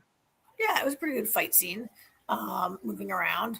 And yeah, I like that part also where Luke also has this like Luke, Percy, Annabeth, Clarice all have these sort of moral dilemmas and decisions to make about like what they're gonna do, like what's the most important thing. And Luke is really he seems to be kind of torn. He wants to save Annabeth. Allison wants to kill Annabeth. I feel like maybe not by the end of the season, but by the end of next season, Luke is going to come around, right? I think when he finds out what a jerk Kronos is. Obviously, Kronos is a jerk. Yeah, right? Yeah. I definitely think Luke is going to come around. I love when they call Sally because they need a ride. I know, yeah. They're like, "What should we do? How are we going to get home?" And they call their He's mom. like, it's really easy to hotwire a car. And then they're like, who knows? Nobody knows how to drive it. Yeah. Oh, can you drive? No. Can you drive? Nobody knows how to drive. Yeah. So they have to call her, and she comes right there. And they're trying. It's funny because like they're trying to dance Grover's trying to dance around it. And, Sally's like, look, Yeah. I've been a mother to a demigod, and now I have two, like, living in my house. Just tell me the truth. Don't, like, mess with me. Just tell me the truth here. She's like, Grover, enough. Like, come on. Yeah. Yeah. So she shows up, picks them up. So I have a theory. Okay. So two things. First of all, Kronos tells Luke to kill the son of Poseidon. Now, obviously, you think he's talking about Percy, but let's not forget that Tyson is also a son of Poseidon. Yeah. So I think that's something interesting to think about. And also, Annabeth has this dream that she thinks the fleece is actually going to bring Thalia back to them, like as a person. Yeah. Which is all well and good, but nobody realizes that if that happens, that means the tree is gone. That means the protection is gone. That means camp is screwed. Yeah. Also, like, can it really bring somebody back? Like, okay, so it's bringing Kronos back, but Kronos's body is inside a coffin in a way that Thalia's body is not. And Kronos is also he's a Titan, right? He's much more powerful than Thalia, the demigod, was. So I think that's not gonna work. Maybe. Yeah, I'm not. Yeah, I don't really know how it's going to work. I mean, I guess in theory it can work how it wants. This is Greek mythology. Yeah. I was shocked, AJ, to see a flying horse hanging out on the cruise ship, and that we didn't. Like, I was expecting a big Harry Potter moment, like when they escape on the hippogriff in Harry Potter. Like, oh, I'm going to see these three kids get on the back of this horse and fly away, right? And it didn't happen. No, because the horse can't carry three people. No. It's not a horse. It's not Pegasus. It's not named Pegasus. It's named something else. It's a it's a Pegasus. It's a Pegasus. It's not like the Pegasus. Yeah, it's not. Like just because animated shows like call their Pegasus just Pegasus and act like it's their name, they are Pegasus. Pegasus is like the species. Yes. Yeah. Yeah, actually, because he says the name. The name was Black something. Blackbeard. I forget what his name is. Wasn't Blackbeard. Blackthorn, something like that. I don't remember. Maybe Blackwing. Blackjack. Blackjack. Yeah. Blackjack. Yeah. So I guess I will see somebody ride Blackjack eventually. What do you mean eventually? That's how Clarice left. I know, but that's right. That is how Clarice left at the end. I just thought, is he going to be like a character? Is he going to be? I guess not. He was just there for this one escape moment. I don't know. And we still have to wait and see like Percy's vision, which is that's right. I forgot about Percy's vision. We've seen it now multiple times. He has no idea what it means, right? But it does seem to me that everybody at camp is going to die because of him. And we always see like Kronos coming in the door at the end of this vision. So I don't know. I feel like this could be a 2-season storyline. Like next week's the finale. I just don't see them resolving this Kronos business next week, right? Yeah, I don't know. This like season 1 was a self-contained story. I don't feel like this can all be wrapped up in one. I'd be surprised if this all got wrapped up in one episode and it didn't hang over till the next season. Yeah, I'd be surprised, but I don't know. But maybe that's not the show I'm watching. Maybe this show, like each book is a self-contained story, right? Yeah, I mean, from my understanding, next season is supposed to cover the 3rd book. Yeah. So I'm guessing that, the finale is going to be the end of the book. Doesn't mean the story is necessarily over. I mean, because the whole thing is an overarching story. Yeah.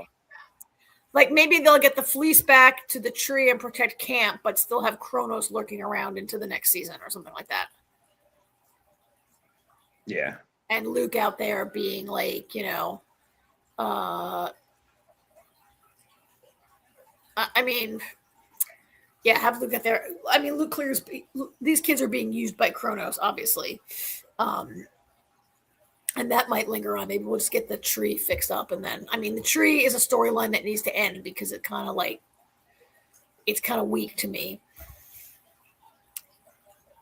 So, but it's pretty good. I mean, this just maybe wasn't the strong. A lot of people really liked this episode and thought it was really strong because it was heavy on the action, but it wasn't so strong story wise. Yeah, it's also the episode before the finale. Yeah. So it's kind of setting up the finale. Yeah. All right, Night Manager. Oh, the Night Manager. All right, so we got 2 episodes because I hadn't seen 3. We got 3 and 4 for tonight, and then we will settle into only. Oh, we're still going to do 2 every week, right? Because the whole thing dropped. Yeah. Yeah. So, well, all right. No. So, wait, I don't. No, did the whole thing drop? No, we're still waiting. We're doing 1 episode a week now as they come out. Okay. Right? Yeah. The whole didn't drop. All right. So the Night Manager. So these were. Okay. I'm thinking. I didn't rewatch it, so I'm trying to think to myself how the episode ended, and then I just went, oh yeah. Yeah.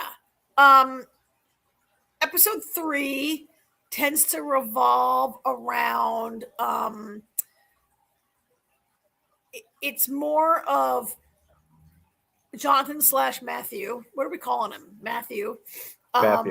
Matthew, Hong Kong Matthew, trying to still get in with Teddy, right? And get some more. And is this shot from this episode, the 3-way dancing thing? Which no, that was last week. That was last week. All right. So this week is really yes, because he was drugged. Last week ended with Matthew drugged. This week, episode 3 opens with Matthew like waking up on a bench at sleeping it off at Teddy's house, and we take it from there. So it largely is around moving the money and trying to like there's a tent. It's in episode 5 where there's this tense scene of transferring the money, and they only have 12 hours for it to go through, right? And then the gang back at because Matthew sets it up with Sally, that Sally answers the phone, right? And pretends to be the banker. And then hey, Aaron. Yeah. Quick question, because they dropped 3 and then this past Sunday was episode 4. So have you only seen 3? No, I've seen 3 and 4. Okay, so all right, just checking.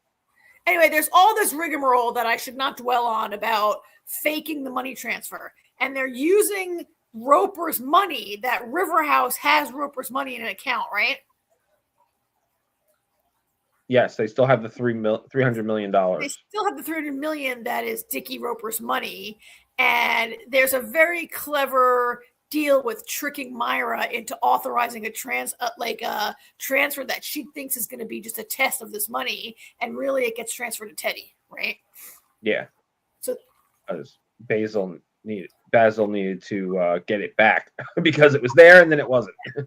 And Sally was like, "Hurry up!" I thought it was a clever piece and suspenseful, and worthy of John le Carré. I thought this bit of the story. It was kind of exciting, and it gets to down to like the last minute where these guys are about to throw Matthew, like give him some cement shoes and throw him into the river, right? Or the ocean or wherever they are. They're really about to kill him right there. And the money goes through at the last possible second. That was pretty exciting. Well, we knew it had to, though, because otherwise the show would have been over. Because we still had like many more episodes to go. Yeah.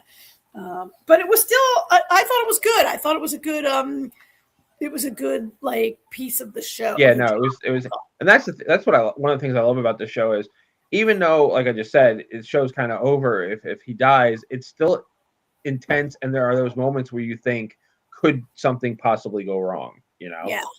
Yeah. So then what happens? Oh, so Teddy gets the money, and he's like, "Thanks for your money. You got to get out of Dodge. We don't want you hanging around our country anymore. Like, we'll loan your money," but they still don't trust him, right?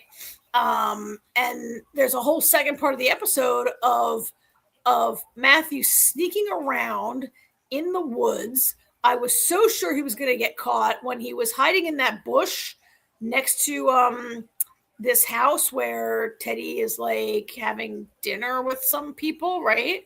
And Matthew like whips out his phone, and then what does he catch on the phone, right? I don't have the exact picture of it, but we know how episode 3 ends.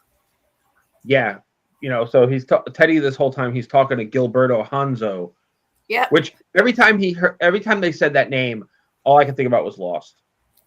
Gilberto Hanzo? Oh, Hanzo, maybe think of Alvar Hanzo. Alvar Hanzo, yeah. Gilberto. Yep. And look who's still alive. Yep. Oh my God. Let me ask you. At any point prior to the reveal, did you suspect that it was really Roper he was talking to? I didn't, because I just thought that Hugh Laurie wasn't going to be in it. Yeah, see, they did a great job hiding it. And that was however, I did start to wonder, if Roper was in, because something I caught in the credits in the first episode was that Hugh Laurie was an executive producer. And then, of course, we have him in the first episode dead. And I thought, okay, you know what? He can be involved in the show and not actually be in the show, because there's been plenty of people, actors that have been producers on shows and not been in it. Like, perfect example, The Librarians. Noah Wiley is still an executive producer on that show. Yeah, even though he's not in the show. He's not in it, Yeah.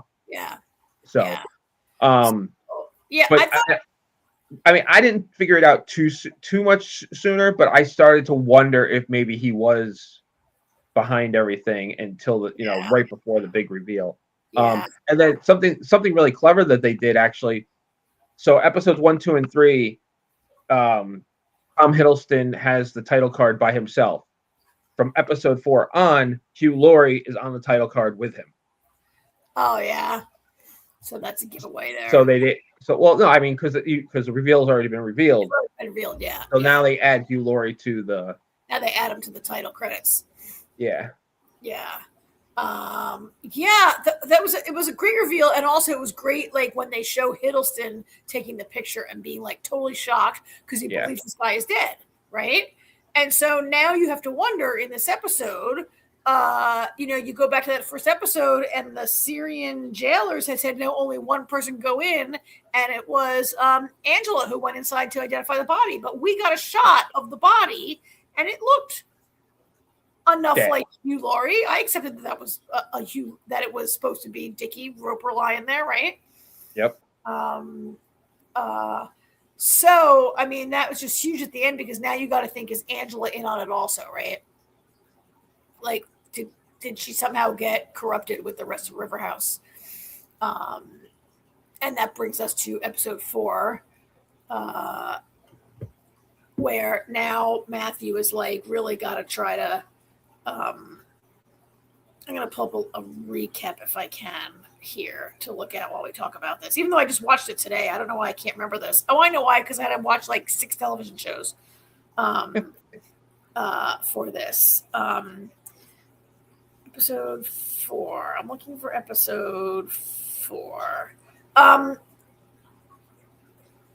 So this episode, I think, AJ, remind me, I think there's a lot about the prosecutor, that Teddy wants to kill this prosecutor, right? Right. Teddy and Daddy want to kill this prosecutor to release their shipment of weapons so they can get their own prosecutor in place and release these weapons that they need, because it might be in this episode, I'm not sure, that Teddy reveals what he's really up to, and he's building an army. Yeah, the Richard Roper model. Yeah. That not only are we going to deal in arms, but we're going to have we need to have a military, like our own, what do they call them? Mercenaries, right? Mercenaries, yeah. So the what's his face there? So Jonathan / Matthew, he calls Angela and he's like, "What the actual fuck?" He says, "Why did you lie to me?" Right? Yeah. Yeah. And we find out that Roper paid Angela a visit the night before they were supposed to identify his body, and basically threatened her, and was, basically like, listen, I could kill both of you right now, or you could go along with this. Her and her little girl he threatened to kill. Yeah. Right. And Jonathan, of course. Yeah. So she agreed to it, which is why they only let one person in. Now, how would that have worked if they let him in? Yeah. He would have been like, he's not dead. The story would have been over quick. What if he insisted and wouldn't let Angela be the one to, right? I mean, he defers to his boss in the end, but coming to find out, he was like winking the whole time at her. Yeah. So I don't know. She's not really in the rest of this episode. I don't know if she's going to be in this show or not, really. Or if she's going to go back and be like, leave me out of it. I got to protect my little girl. Do what you got to do. Don't, I don't know.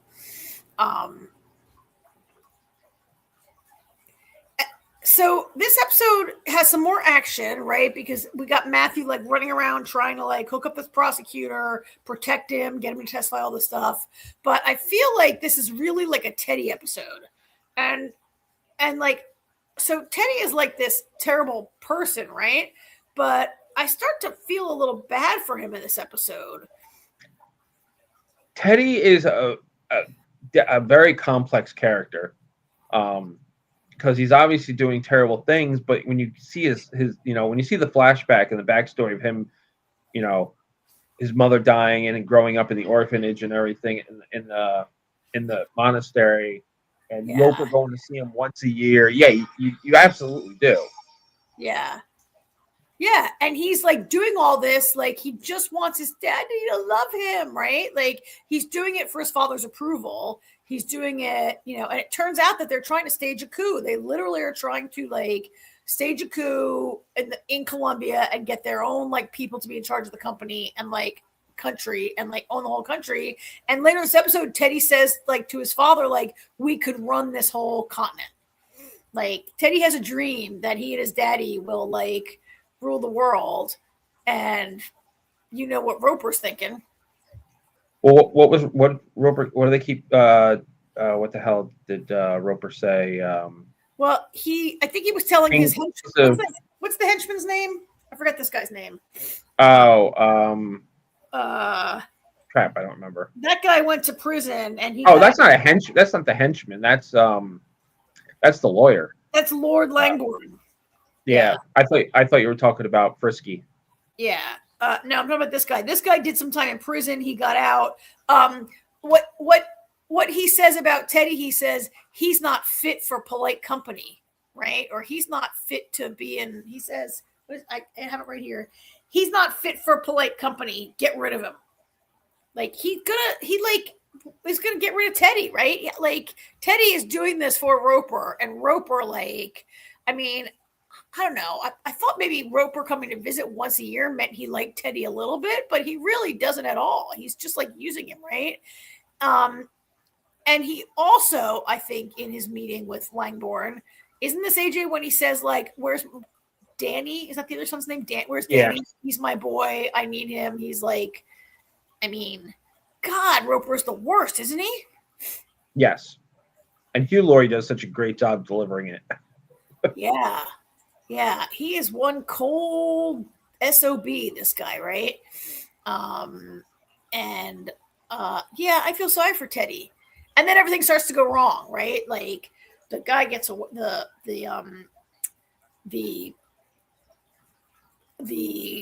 prosecutor gets away at first, and then Matthew shows up on his motorbike and shoots a bunch of Teddy's guys, and everything kind of goes wrong for Teddy on this day. Yeah. I mean, it kind of goes wrong for Matthew too, because it's only episode 4 and we need to have a lot more to do. Yeah. I mean, his cover's blown now. Yeah. And I think Roxy is blown also, because Roxy was being held prisoner in the house, right? And she fake called her mom, but really called Matthew to give him the heads up that like they were going to try to kill this guy. So I don't know. Like they're going to know that it was that, right? His cover's blown. They're going to know Roxy was working with him. So I don't know what's going to happen to her. She might get killed because, well, she hasn't slept with him yet. Once they sleep together, she's definitely dead, right? That's not true because what's her face? The hell was her name? From the first season. She got murdered right away. That one did. Yeah, but he was also sleeping with Roper's woman. Yeah, he was sleeping with Roper's woman also. And she survived. Yeah, and he claimed to actually love her.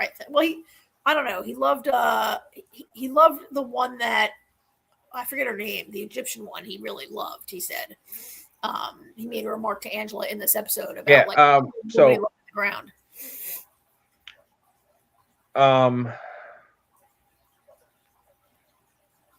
Trying to remember what she. Oh, okay, I know what you're talking about now.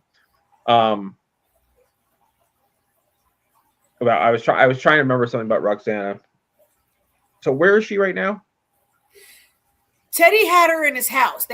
She's at Teddy's house and they wouldn't let her leave. And she's like, I have to Oh, right. Okay. Mommy. And they're like, no, you can't. And she pretended to call her mom, but she called Matthew. Gotcha. Yeah. So this all sets up my favorite part of the show is when that guy, like, he pulls the classic, like, give the dog some meat trick. Give the watchdogs. Oh, the PI. I love the PI. I love that PI also. Every vicious watchdog on TV can be some dude with a little piece of meat, and he has some like hot dogs or whatever that he gives to these 3 dogs, and then he puts this microphone on the dog's collar. Which AJ, I thought that micro was kind of big, and in the whole scene where he's talking to Lord Langborn, he kept petting that dog, and I'm like, oh my god, he's gonna feel it, he's gonna feel the microphone, and he never does, right? And that goes off. Well, it's under the collar. I know, but when you pet your dog and you I just felt like I was supposed to feel that way, right? That's why they had him keep petting the dog to like amp up the viewers' anxiety here in the scene. So I mean, Roper basically this is where he says the whole thing. He says I'm going to take over this, Teddy and I are going to I'm going to take over this country, and then I'll get the 300 million from Riverhouse and pay back to the Syrians. I guess if he doesn't give the money to the Syrians, they'll eventually come and kill him, right? I wouldn't want to put the Syrians on me, even if I lived in Colombia, right? So he's got to get this money out of Riverhouse, which I guess Myra is going to facilitate, I guess. So we'll see. I hope he was recording it. I assume that was being recorded, right? I'm waiting for the point where Matthew is going to play this recording for Teddy, where the father says, he's not fit for company. Let's kill him. Let's get rid of him, right?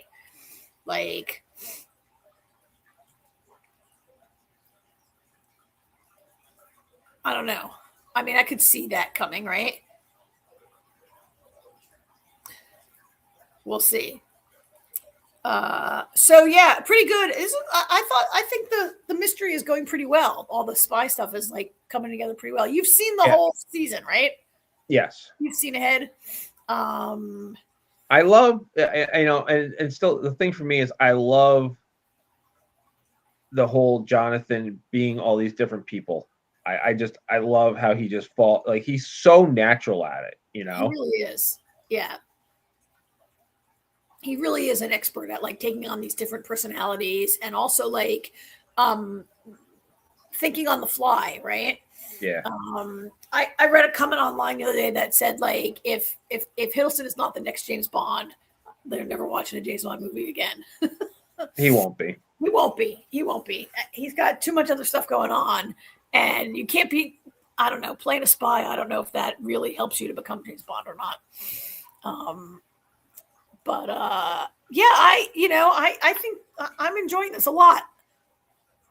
Yeah, it's really good. I mean, it's quite literally picking up where the other one left off. Yeah. But it's got the same energy, it's got the same excitement. So yeah. I think it's really good. If anybody's still with us and hasn't watched this, it's really good. Binge. Season 1's worth it. Season 2 is worth it. Yeah, for sure. I mean, 6 episodes each season, so it's not a big investment. So wow, we did pretty good. That was a lot of shows, and we just did that in 2 hours. Banged it out in 2 hours. Well, we only have. You know what? You know what it was? Because we restrained our hatred of Runaway. Which, by the way, speaking of Harlan Coben, not that we're going to cover it here, Karen, or anybody else, but I do recommend watching the other Harlan Coben show, the one that was the Polish one they did. It's on Netflix right now, called Just One Look. That's good. That one's really good. All right. Great. Put it on my list if I ever finish Supernatural. We would be remiss if we didn't, if people don't know it already, which I have a feeling all the people in our chat already do, from April 19th. Oh, I didn't know that. You did not know that. I didn't know that. No. Now you do. Wow. April 19th. I was not expecting it so soon. April 19th. All right. All right. I knew, I had a feeling it was going to, I was expecting like summer, but I'll take spring. Yeah, April 19th. April 19th. That means I've got, so was it 10 episodes a season? Yeah. 10? All right. So 20? A rewatch? Well, I want to get Damon watching it. Oh, okay. So you can watch it with him, I'll have to start. Yeah, so I'll probably start like middle of February, because if we can't watch it every day, then we'll get caught up April 19th. Yeah. Yeah. All right. Yeah, definitely. All right. I'll get myself back up to speed on that also. Because I mean, obviously remember that it happened, but there were so many little deep mysteries there that it's worth a rewatch. So, okay, April 19th. Got it. Oh, that's exciting. Yes, it is. Yeah. So next week, same shows. Yes. One Dunkin' Egg, one Starfleet, 2 Runaways, and we'll be done with that shit. Percy Jackson finale, and 2 episodes of Night Manager, which will also be the finale. All right, and then we'll have some slim pickings for a little while we get into Oscars. I feel like something else is. You know what? It's funny. We had all these shows. We're like, oh, this is starting. Well, Paradise is coming in February, so we'll. Yeah, that's what I was literally just going to look and see how far away Paradise is. Yeah, Paradise is coming. So we'll be picking that up in February, a couple weeks after we let this stuff go. So great. Paradise is in a month, 34 days. All right. And then 4 days after that is Monarch. Oh, great. We're going to cover Monarch, and Doc Kaiju's going to cover Monarch, I think, or he's going to cover it I think, on his channel. And I'm not sure who is co-hosting with him. I'm not sure if it's one of our usual suspects. It might be Lori. It might be Lori. You have to cover it with Lori. I'm not really sure. He's not here tonight, but he will be here some. And then Born Again in 43 days. All right. So we got stuff on the horizon. Cool. All right. Well, this was a tight show tonight, you guys. And Jamie will be back with us next week. And until then, everybody have a good week. And thank you for being here. Everybody, please like and subscribe if you haven't already. And see you next week. And everybody check out all Jamie's sci-fi interviews. Like Jamie, Karen, and I, all 3 of us have been doing interviews coming out of our ears lately. Oh yeah. The interview won't be up yet. I talked to Diego Calva for Night Manager. That will not be up until after Night Manager is done. Spoilery? Because I watched all 6, so we just, actually no, we have 2 more weeks of Night Manager, because that was only episode 4 we just covered, and then there's only 1 and 1. Yeah. Week. So, but anyway, so that won't be up for another 2 weeks. but I talked to the creative team from Reba's show Happy's Place, so that's up. I spoke to Kathleen, crap, I can't remember her last name, from Copenhagen Test. Mhm. That should be up because that's just audio, and Yeah. Copenhagen Test has been out for a while now. And Karen's talked to a bunch of Starfleet people. Yep. And you got Starfleet coming, maybe Tomorrow. You got to do another Starfleet interview tomorrow. So, yeah. So keep watching as Jamie gets this stuff. Probably nothing new will come up tomorrow, but maybe later this week, Jamie put some new stuff up. All right, everybody. Okay. Bye. Thanks, everybody. Thank you. Good night. Bye.